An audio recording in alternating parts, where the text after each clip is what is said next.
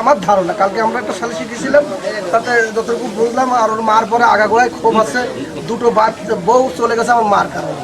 তার আক্ষেপটা আছে যে আমার মার কারণে আমার বউ থাকে না, ওই মার রাখতো না, শেষ করছি এই হচ্ছে তার সিদ্ধান্ত, না ওইটা তার খুব মূল। বিয়ে করে করলি বউ ওনার পছন্দ করে না, না করলে বউ চলে যায়, গেলি ওর মার বলে যে ওর জন্য বউ আমার জন্য বউ চলে গেছে, বউরে দেখতে পারে না, তাই বইয়া তো ওর বউ আর এক জায়গায় চলে যায় ছেলের সাথে, গেলি তো উনি বাড়ি ছেড়েই চলে যায়, যেহেতু ওই লাউজন স্কুলে মাস্টারি করে ওখানে ভাড়া থাকে, তারপরে আজকে এসেতে উনি এই কাজ করলো।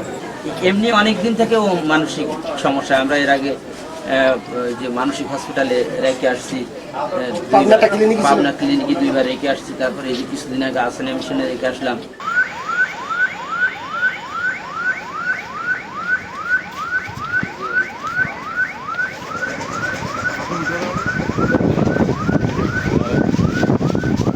এটা দিয়াড়া ইউনিয়নের বাজে দুর্গাপুর গ্রামে বড় সন্তান কর্তৃক মাকে বটি দিয়ে জবাই করে হত্যা করা হয়েছে।